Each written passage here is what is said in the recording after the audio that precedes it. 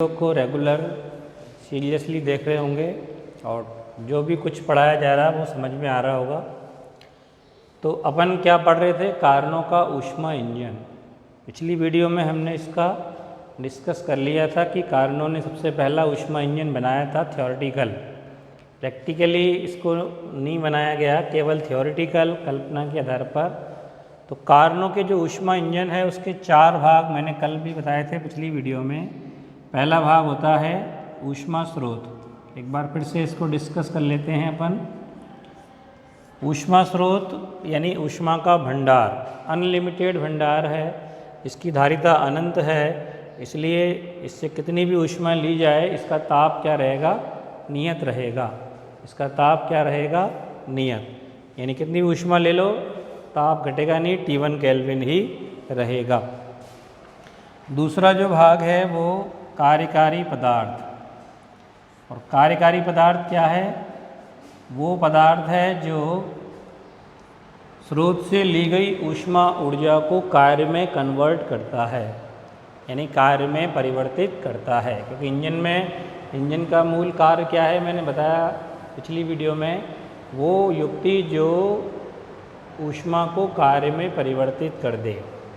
तो कार्यकारी पदार्थ के रूप में यहाँ कारणों ने आदर्श गैस का इस्तेमाल किया है, जिसको एक सिलेंडर में लेते हैं। सिलेंडर की दीवारें और इसका जो पिस्टन है वो ऊष्मारोधी और घर्षण रहित होता है, ताकि घर्षण के रूप में कोई ऊष्मा की हानि या ऊष्मा एनर्जी लॉस नहीं हो। तो ये कुचालक स्टैंड, कुचालक पदार्थ से इसकी दीवारें हैं। तल सुचालक होता है ताकि यहाँ से ऊष्मा ली जा सके या ऊष्मा निष्कासित की जा सके। ऊष्मा लेना या देने का काम यहाँ से चलेगा, तो ये ऊष्मीय सुचालक है। बाकी दीवारें और ऊपर का तल जो है वो ऊष्मा का कैसा है, कुचालक या ऊष्मा रोधी। तीसरा जो भाग है वो ऊष्मा सिंक है। सिंक मानी होता है ऊष्मा को लेने वाला। तो ये ऊष्मा सिंक है जिसमें ऊष्मा विसर्जित की जाती है। इसकी भी ऊष्मा धारिता अनंत है, यानी कितनी भी ऊष्मा इसको दे दें इसका ताप T2 केल्विन नियत रहेगा, यानी कि बढ़ेगा नहीं। तो ऊष्मा जहाँ विसर्जित की जाएगी उसका नाम हो गया ऊष्मा सिंक। और चौथा जो भाग है वो कुचालक स्टैंड होता है। कुचालक स्टैंड जो है वो कंप्लीट कुचालक पदार्थ का बना हुआ एक प्लेटफॉर्म है, जिसको रुद्धोष्म प्रक्रम के दौरान अपन यूज़ करेंगे। तो ये 4 भाग ऊष्मा इंजन के होते हैं। अब इसकी जो मूल चीज़ समझने की है वो है इसका चक्रीय प्रक्रम के रूप में वर्क मेथड क्या है, यानी कार्नो इंजन की क्रियाविधि क्या है। कार्नो इंजन की क्रियाविधि यानी किस तरह से ये कार्य करेगा, इस क्रियाविधि को हम बोलेंगे कार्नो चक्र या कार्नो प्रक्रम भी कह सकते हैं। कल जैसे मैंने बताया था उत्क्रमणीय प्रक्रम होगा, चक्रीय प्रक्रम के रूप में कार्नो चक्र चलेगा। तो कार्नो प्रोसेज के रूप में अपने को यहाँ एक प्रोसेस फॉलो करना है, तो वो कार्नो ऊष्मा इंजन की क्या कहलाएगी, क्रियाविधि कहलाएगी। तो सबसे पहले जो काम करना होता है, तो यहाँ पे जो स्टेप्स होंगे 4 स्टेप्स फॉलो करेंगे अपन। पहला स्टेप है समतापीय प्रसार। सबसे पहला स्टेप क्या है, समतापीय प्रसार, यानी कि सिलेंडर में जो हमने कार्यकारी पदार्थ लिया है उसका क्या करना है, समतापीय प्रसार करना है। समतापीय का अर्थ कल भी मैंने बताया था, वो प्रोसेस जिसमें अवस्था परिवर्तन के दौरान ताप क्या रहता है, नियत रहता है, यानी ताप में परिवर्तन शून्य होता है, आंतरिक ऊर्जा में परिवर्तन शून्य होता है। तो फर्स्ट स्टेप में क्या करेंगे, इस कार्यकारी पदार्थ युक्त सिलेंडर को उठाकर कहाँ रख दो, ऊष्मा स्रोत पर। जैसे अपन भगोनी जिसमें सामान कोई खाना पका रहे हैं तो उसको उठा के कहाँ रख देते हैं, गैस चूल्हे पर, यानी कि ऊष्मा स्रोत पर। तो वही जैसे ये ऊष्मा स्रोत है, एज ए चूल्हा जहाँ से ऊष्मा मिलती है, तो कार्यकारी पदार्थ को उठाकर हमने कहाँ रख दिया, स्रोत के ऊपर। इससे क्या होगा, स्रोत से जो ऊष्मा ली जाएगी वो ऊष्मा लेकर आदर्श गैस का क्या होगा, समतापीय प्रसार। क्या होगा, समतापीय प्रसार। समतापीय प्रसार धीरे धीरे होता है। समतापीय प्रसार जो होता है वो धीरे धीरे, यानी कि पिस्टन धीरे धीरे ऊपर खिसकेगा तो इसका ताप क्या बना रहेगा, नियत। क्योंकि जो ऊष्मा लेंगे उससे आंतरिक ऊर्जा में जो वृद्धि होगी, यानी ताप में वृद्धि होगी, तो ताप यहाँ पे नियत रखना है अपने को। तो नियत रखने के लिए जितनी आंतरिक ऊर्जा में वृद्धि उतना इसका प्रसार हो गया, यानी किए गए कार्य के रूप में वो ऊष्मा एनर्जी यूज़ हो जाएगी, यानी आंतरिक ऊर्जा में वृद्धि नहीं हो पाएगी। टोटल जो ऊष्मा ली है वो काई के रूप में आंतरिक ऊर्जा में वृद्धि नहीं होगी, किसके रूप में काम आएगी, केवल किए गए कार्य के रूप में। तो इसको हम यहाँ ग्राफ से भी यहाँ शो करेंगे। पी वी वक्र यहाँ बना, दाब P और आयतन B। तो पहला जो स्टेप है समतापीय प्रसार। तो मान लीजिए प्रारंभिक अवस्था मतलब जब हमने इसको स्रोत पे नहीं रखा उस समय इस कार्यकारी पदार्थ या आदर्श गैस का दाब है P1 और आयतन क्या है, B1। तो पहली स्थिति ये है, दाब कितना है, P1 और आयतन क्या है, B1। तो फर्स्ट स्टेप में पहली अवस्था जो है कार्यकारी पदार्थ की A से हमने दिखाई है, इसमें दाब P1 और आयतन B1। अब जब हमने इसको यहाँ रख दिया ऊष्मा स्रोत पर, तो कार्यकारी पदार्थ स्रोत से क्या लेगा, ऊष्मा ग्रहण करेगा, जिससे उसका समतापीय क्या होगा, प्रसार। प्रसार का मतलब आयतन में क्या होगी, वृद्धि, और दाब में क्या होगी, कमी। तो उस परिवर्तन वक्र को हमने ये दिखाया इस तरह से, ये B अवस्था हो गई, यहाँ पे दाब घट के P2 हो गया और आयतन क्या हो गया, B2। तो यहाँ हम इस वक्र में इसको दिखा रहे हैं, ये आयतन B2 हो गया और दाब क्या हो गया, P2। और ताप इस दौरान नियत रहेगा T1। तो A अवस्था से B अवस्था तक क्या हो गया, समतापीय प्रसार हो गया। एक बार फिर से सुन लीजिए, हमने कार्यकारी पदार्थ युक्त सिलेंडर को कहाँ रख दिया, ऊष्मा स्रोत पर। स्रोत से ऊष्मा ग्रहण करेगा कार्यकारी पदार्थ यानी कि आदर्श गैस, तो इसका क्या होगा, समतापीय प्रसार होगा। प्रसार के बाद दाब कम हो जाता है तो घट के P2 हो गया और आयतन बढ़ के क्या हो गया, B2। यानी कि जो निकाय तुम्हारा है वो A अवस्था से कहाँ पहुँच गया, B अवस्था में। इस अवस्था परिवर्तन के दौरान ताप क्या रहेगा, नियत T1, इसलिए इसको क्या बोलेंगे, समतापीय प्रसार। अब इस प्रसार में किया गया कार्य ज्ञात करना है हमें। तो समतापीय प्रसार में किया गया कार्य, तो कार्य कैसे लिखते हैं, W1 बराबर, पहला स्टेप है इसलिए W1 लिख रहे हैं, समाकलन PdV, कल मैंने बताया था कार्य उनको, और आयतन में परिवर्तन कहाँ से कहाँ तक हुआ है, B1 से B2 तक। तो B1 से B2 तक आयतन परिवर्तन में किया गया कार्य हो गया। अब इसकी जगह हम क्या लिख सकते हैं, चूँकि आदर्श गैस अवस्था समीकरण हम लोग पढ़ चुके हैं ऑलरेडी, सब लोग जानते हैं, कई बार लिखा है, आदर्श गैस अवस्था समीकरण से PV बराबर क्या होता है, nRT। n मोल के लिए nRT, 1 मोल के लिए केवल RT लिख सकते हैं। अगर 1 मोल गैस है तो n की जगह 1 हो जाता है। ये सब हम जानते हैं आदर्श गैस अवस्था समीकरण।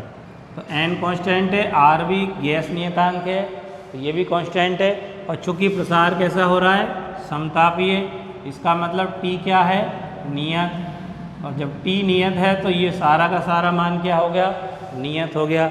ये कांस्टेंट और ताप को भी हमने नियत रखा है, तो इसका मतलब PV बराबर क्या हो गया, नियत।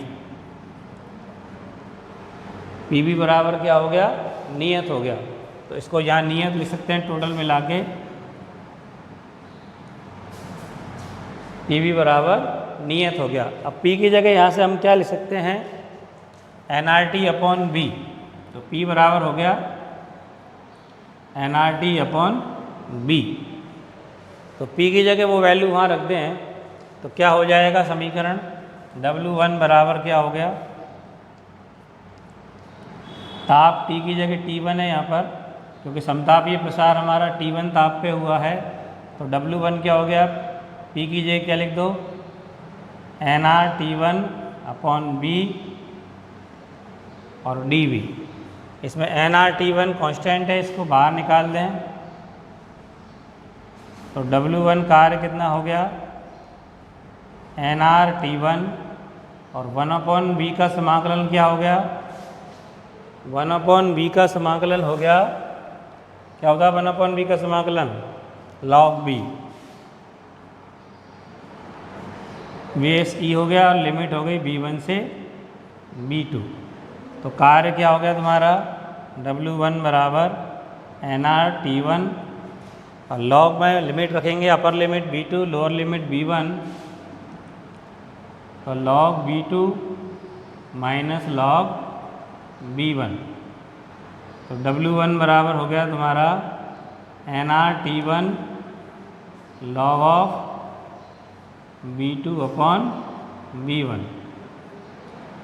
समीकरण नंबर इसको लिख दिया हमने 1, या इसको 10 बेस में बदलना चाहते हैं तो 2.303 से गुणा कर सकते हैं, W1 बराबर कर सकते हैं 2.303 nRT1 log का बेस कितना हो जाएगा 10।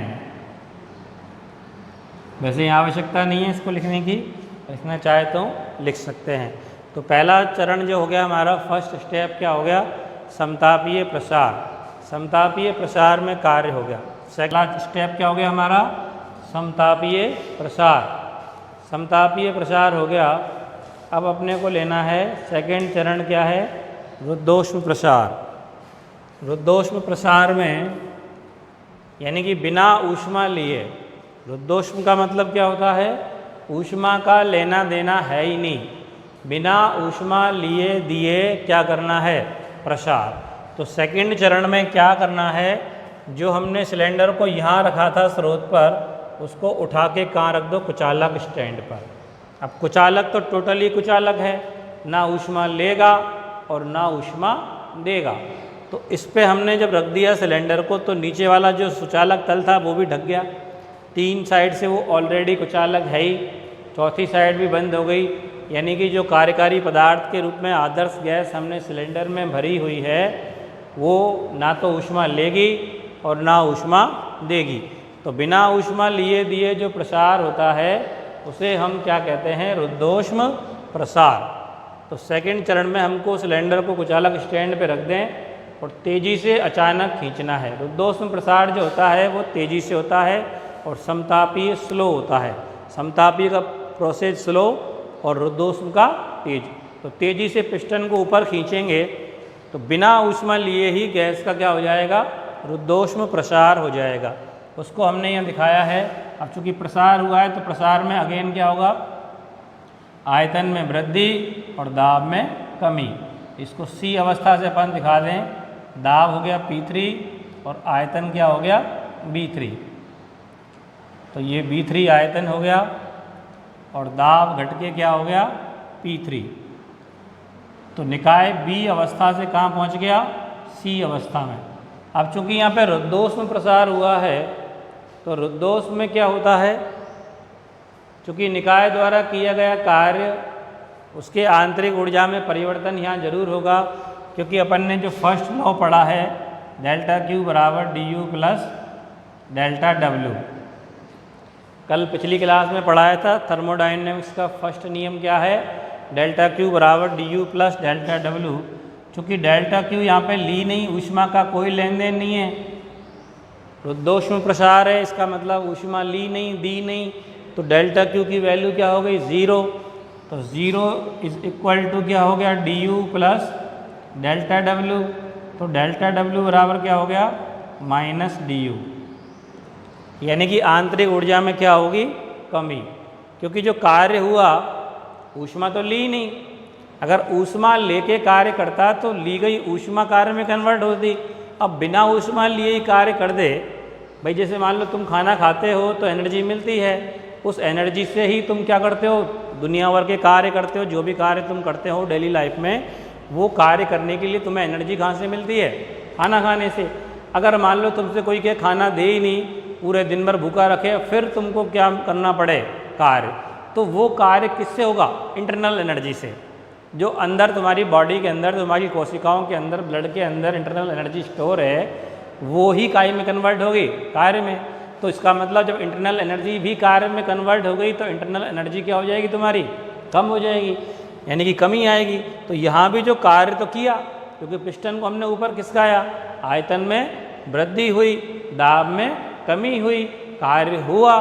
तो कार्य के लिए एनर्जी चाहिए, तो एनर्जी हमें ऊष्मा के रूप में तो ली नहीं, क्योंकि डेल्टा क्यू 0 है, रुद्धोष्म प्रसार है।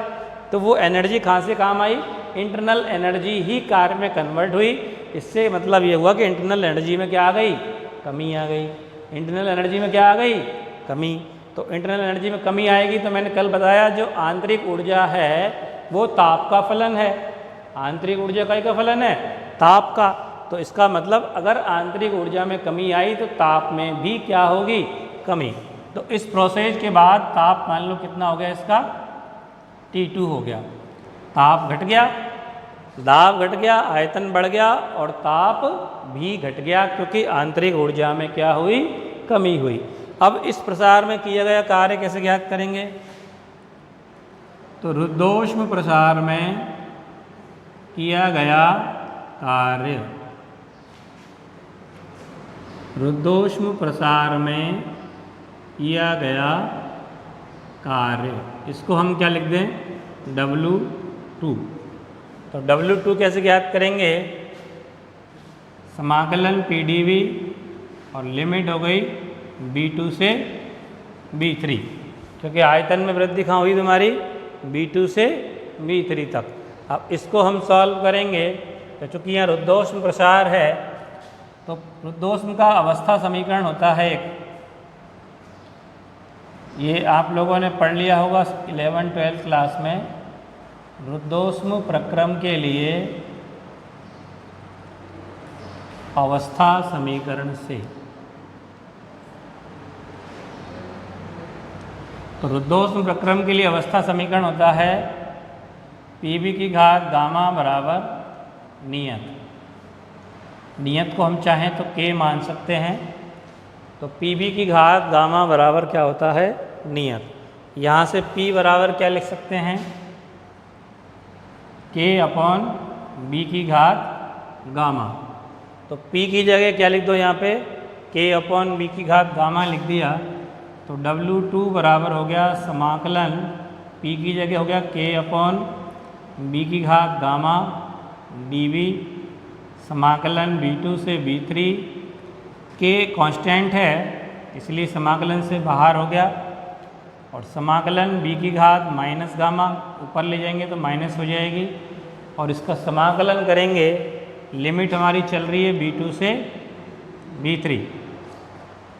अब इसका जब समाकलन करेंगे तो W2 बराबर हो गया K, समाकलन कितना हो गया इसका? B की घात minus gamma plus 1 upon minus gamma plus 1। Formula होता है ना समाकलन का, x की घात n+1/n+1। n का मतलब पावर माइनस गामा है, तो minus gamma plus 1 upon minus gamma plus 1, और लिमिट हो गई B2 से B3। लिमिट रखेंगे तो K upon minus gamma plus 1, और समाकलन की अपर लिमिट हो जाएगी तो B3 की घात माइनस गामा प्लस 1, और माइनस लोअर लिमिट रखेंगे तो B2 की घात माइनस गामा प्लस 1। ठीक है। अब इस K कांस्टेंट को अगेन अंदर ले जाओ, तो W2 बराबर हो गया 1 upon minus gamma plus 1। K को अंदर ले गए तो K B3 की घात minus gamma plus 1 minus K B2 की घात माइनस गामा प्लस 1। ठीक है। अब इस K की जगह वापस अपन क्या लिख सकते हैं? कांस्टेंट है K, तो Pv बराबर RT होता है अवस्था समीकरण से। अवस्था समीकरण जो है आदर्श गैस का, Pv बराबर RT, 1 मोल के लिए लिख लो, तो Pv बराबर RT। तो जो बी अवस्था है जहाँ रुद्धोष्म प्रसार स्टार्ट हुआ वो क्या है P2 V2 बराबर क्या लिखेंगे RT1, क्योंकि यहाँ टेम्परेचर कितना था T1। बी अवस्था से स्टार्ट हुआ है रुद्धोष्म, सी पे ख़त्म हुआ है, तो प्रारंभिक अवस्था बी है, यहाँ पे ताप कितना है, यहाँ से यहाँ तक ताप T1 था, तो P2 V2 बराबर RT1, और ये सबको K के बराबर लिख दें अपन, और ये कांस्टेंट है, और इसी तरह से यहाँ पे T1 B1 बराबर, ये अवस्था समीकरण अपन रुद्धोष्म का ही काम में ले लेते हैं। यहाँ पे हमने K, तो T एक अवस्था समीकरण होता है T के रूप में, T B की घात गामा, T के रूप में हम यहाँ लिखना चाहते हैं इस आयतन को, क्योंकि अपन ने जो इस्तेमाल किया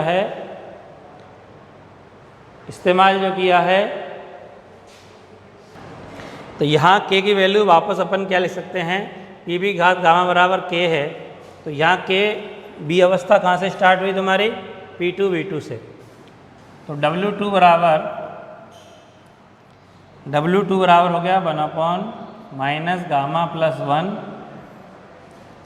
और K की जगह यहाँ क्या लिख दिया तुमने इसके अकॉर्डिंग P2 V2 की घात गामा और इंटू P2 V2 की घात गामा, और यहाँ पे क्या है, यहाँ पे K B3 है तो 3 वाला लिखो, P3 B3 की घात गामा इंटू B3 की घात माइनस गामा प्लस 1, B3 है ना तो B3 वाला लिखो, ये वाला P3 B3 है ना ये सी अवस्था में रुद्धोष्म में, तो K की जगह इसके अकॉर्डिंग चल रहे हैं अपन, PB घात गामा बराबर K है, तो ये रुद्धोष्म का ही अवस्था समीकरण है, यहाँ भी रुद्धोष्म प्रक्रम है, यहाँ भी रुद्धोष्म, यहाँ आयतन दाब कितना P3 B3 की घात गामा, फिर माइनस इस K की जगह क्या लिखो B2 वाला इसके अकॉर्डिंग, तो P2 B2 की घात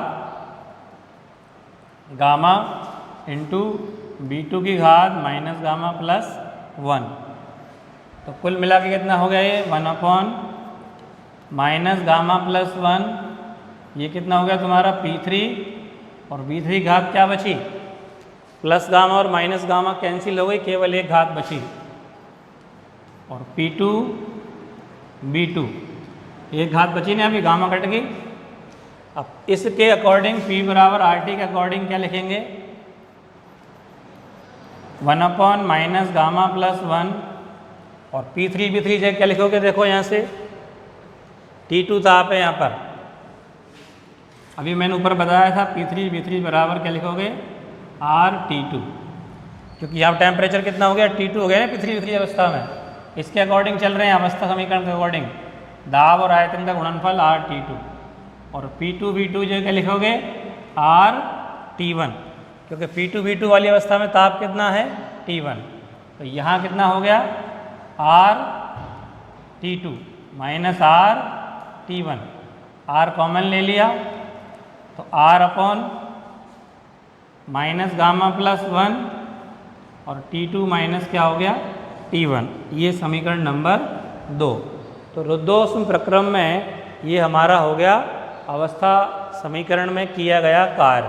तो 2 चरण हमारे हो गए, प्रथम और द्वितीय। अब तृतीय प्रक्रम हमको लिखना है, उसमें हमें करना है समतापीय संपीड़न।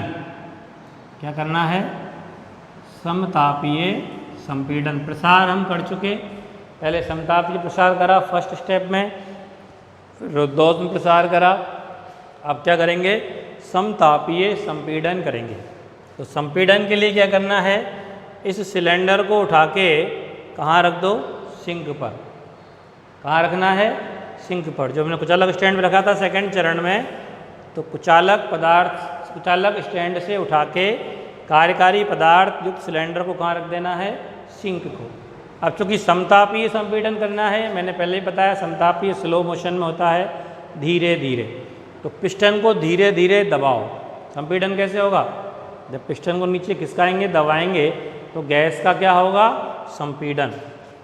तो सिंक पे रख के और पिस्टन को धीरे धीरे सरकाए, जिससे गैस का क्या होगा, समतापीय संपीड़न। और संपीड़न जब होगा तो आयतन में क्या होगी, कमी, और दाब में क्या होगी, वृद्धि। तो तो उसको मैं यहाँ ग्राफ से दिखा देता हूँ। ये प्रोसेस हो गया, इसमें D अवस्था हो गई, यहाँ आयतन कितना हो गया V4 और दाब क्या हो गया P4। यहाँ कोष्टक में लिख दिया P4 और B4। इस दौरान ताप क्या रहेगा नियत, क्योंकि समतापीय संपीड़न है तो T2 ताप था यहाँ, तो यहाँ से यहाँ तक पूरे प्रक्रम के दौरान ताप क्या रहेगा नियत, क्योंकि कैसा प्रसार कैसा संपीड़न है समतापीय संपीड़न, तो ताप नियत रहना है। तो T2 ताप पर समतापीय क्या हो गया संपीड़न। इस दौरान आयतन घट के क्या हो गया V4 और दाब बढ़ गया ना P3 की तुलना में, तो हमने इसको वक्र को दिखा रखा CD वक्र से, CD वक्र से। तो समतापीय संपीड़न में किया गया कार्य, समतापीय संपीड़न में किया गया कार्य, तो वैसे ही लिखेंगे जैसे कि हमने समतापीय प्रसार में लिखा है, तो इसको डायरेक्ट लिख सकते हैं। प्रसार में हमने ये कार्य ज्ञात किया था तो वो T1 ताप पे हुआ था, अब किस ताप पे है T2 पे, तो इसी की तरह लिख दो 2.303 NR T2 log 10 बेस, और यहाँ जो आयतन का अनुपात है B2/B1, क्योंकि पहले जो प्रसार हुआ था वो B1 से B2 आयतन तक हुआ था, तो अंतिम बटे प्रारंभिक। यहाँ कहाँ हुआ है B3 से B4, तो अंतिम आयतन क्या है B4 और प्रारंभिक क्या है B3, तो क्या आ जाएगा यहाँ पे B4/B3। पूरा निकालने की ज़रूरत नहीं है क्योंकि हम 2 निकाल चुके हैं, अब इसी प्रकार लिखेंगे।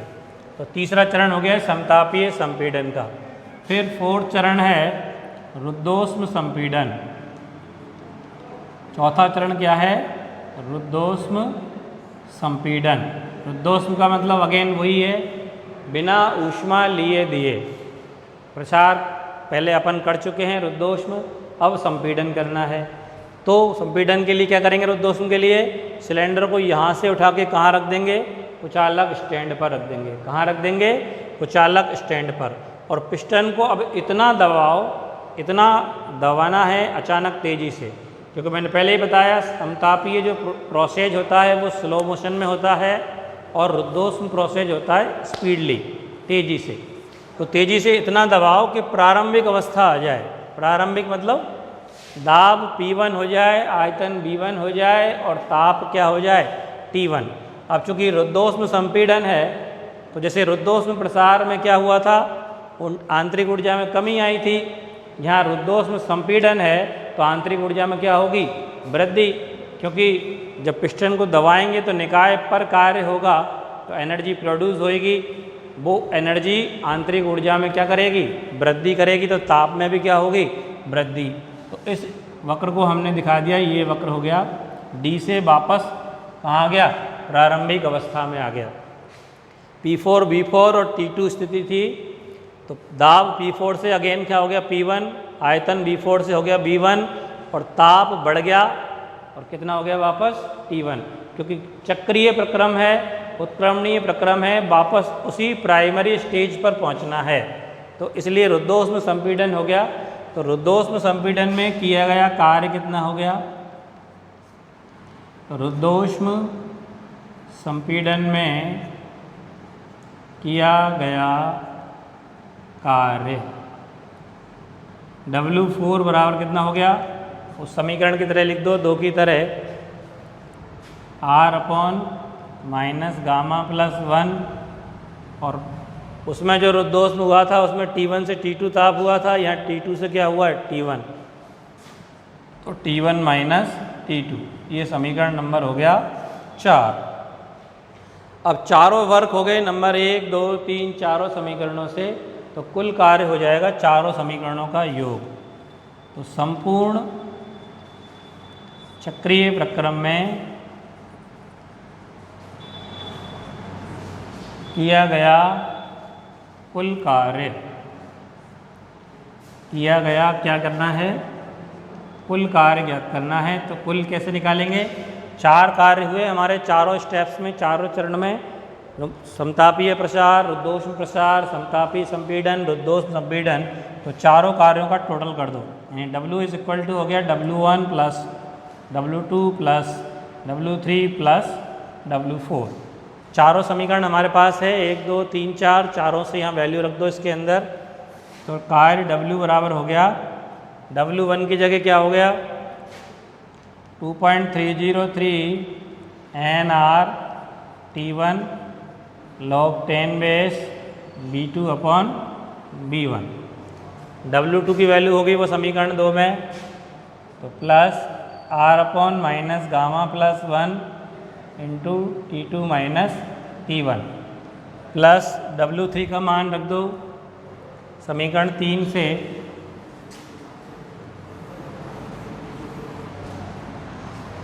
समीकरण 3 से W3 लिख दो 2.303 NR T2 log 10 base V4 upon V3। और फिर समीकरण 4 से W4 की वैल्यू रख दो, तो plus R upon minus gamma plus 1 into T1 minus T2। अब इस समीकरण के सेकंड और फोर्थ टर्म को देखो, सेकंड टर्म ये रही और फोर्थ टर्म ये रही, दोनों एक दूसरे के अपोजिट है कि नहीं। देखो R upon minus gamma plus 1 दोनों में है, कॉमन आ जाएगा। यहाँ से बचेगा T2 माइनस T1 और यहाँ से बचेगा T1 माइनस T2। इसमें T1 माइनस का है, इसमें प्लस का है, इसमें T2 प्लस का है, उसमें T2 माइनस का है। तो दोनों एक दूसरे से क्या हो गए, कट गए, कैंसिल हो गए। तो यहाँ से सेकेंड टर्म और फोर्थ टर्म कैंसिल हो गई, एक दूसरे से प्लस माइनस की है। अब जो बचा वो अपन मान लिख देते हैं यहाँ पे। तो W बराबर हो गया 2.303 NR T1 और log 10 base V2 upon V1, और फिर क्या बचा लास्ट में plus 2.303 NR T2 log 10 base और V4 अपॉन V3। इसको समीकरण नंबर लिख दिया हमने 5। समीकरण 5 लिख दिया। अब इसमें से देखो, और एक कौन सा है DA। तो पहले BC वक्र की बात करते हैं। रुद्धोष्म वक्र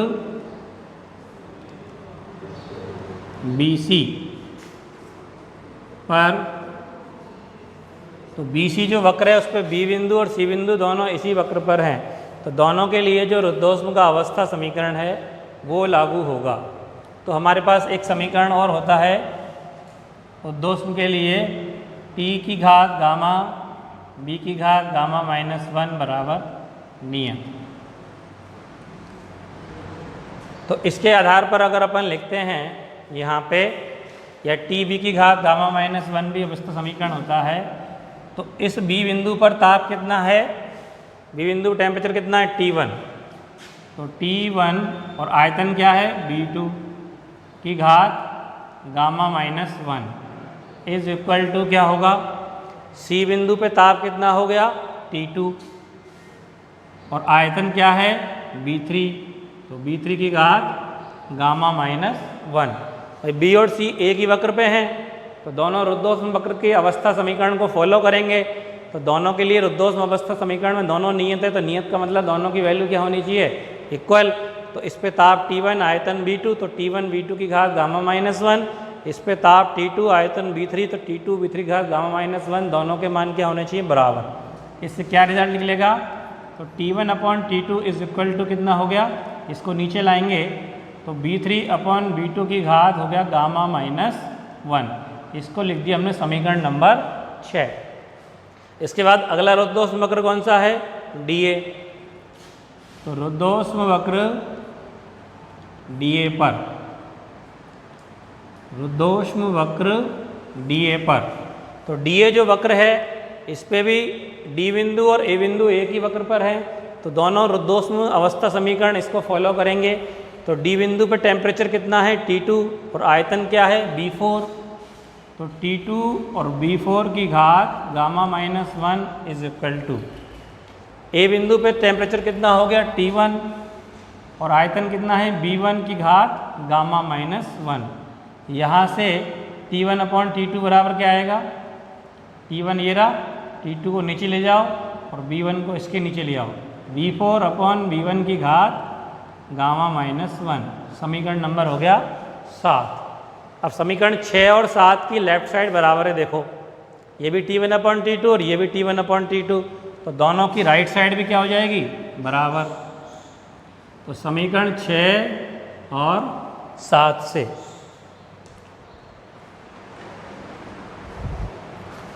समीकरण 6 और 7 से क्या हो जाएगा, V3/V2 की घात gamma -1 is equal to V4/V3 की घात गामा -1। अब जो घातांक रूल है उसके अकॉर्डिंग घात दोनों की इक्वल है, इसलिए बेस इक्वल हो जाएगा दोनों का।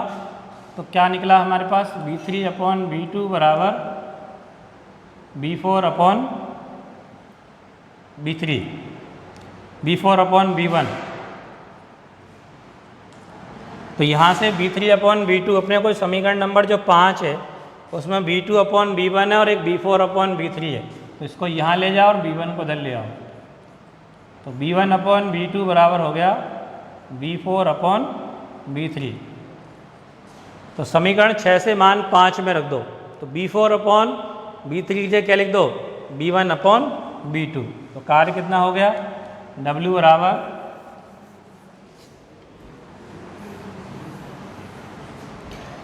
बराबर हो गया 2.303 nRT1 log V2/V1 plus 2.303 nRT2 log 10 base. और V4/V3 की जगह क्या लिखना है, अब V1/V2। अब इस फर्स्ट टर्म में है V2/V1, उसमें है V1/V2, दोनों को सिमिलर अगर करना चाहते हैं, उल्टा करना चाहते हैं, तो क्या हो जाएगा, माइनस। लॉग की प्रॉपर्टी से अपन जानते हैं माइनस में हो जाएगा, तो इसको माइनस लिख के सेम कर दो। तो 2.303 nRT1 log 10 बेस V2/V1 और minus 2.303 nRT2 log 10 base V2/V1।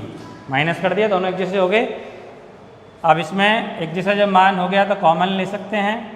क्या कॉमन होगा, 2.303 nR और log 10 बेस V2/V1 क्या हो गया, कॉमन। क्या बचेगा, T1 माइनस T2। ये समीकरण नंबर हो गया तुम्हारा 7। तो ये टोटल कार्य आया। अब इसके बाद हमें इंजन की दक्षता निकालनी है।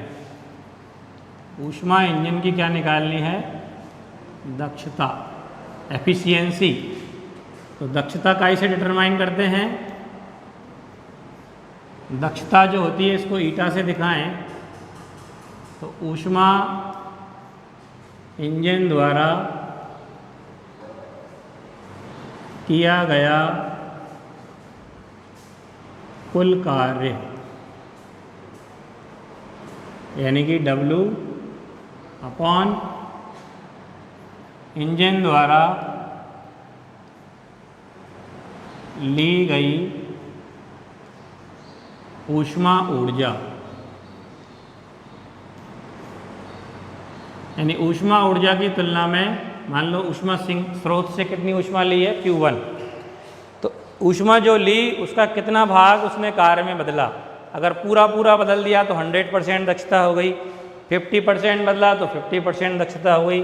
तो जो पहले स्टेप में, फर्स्ट स्टेप में समतापीय प्रसार में जो ऊष्मा ली स्रोत से Q1, वो W1 के बराबर है। तो W अपॉन क्या ले सकते हैं, W1 इंटू 100। तो ईटा% बराबर W की वैल्यू क्या है, 2.303 nR log 10 base V2/V1 into T1 minus T2 upon W1 का मान क्या है अपना, वो भी समीकरण नंबर लिखा था उसमें, वो मान लिख दो 2.303 nRT1 log 10 बेस V2/V1 और इंटू 100 है ही। तो क्या कट गया, 2.303 NR कट गया, log 10/V2/V1 भी कट गया। तो दक्षता कुल मिला के कितनी आई हमारे पास, T1 माइनस T2/T1। इधर से T1 माइनस T2 बचा, इधर से T1 बचा और इंटू 100। तो ऊष्मा इंजन की दक्षता के लिए ये फॉर्मूला हमारे पास हो गया, या करके लिख सकते हैं, T1 का भाग दे दिया तो 1 माइनस T2/T1 इंटू 100। ठीक है।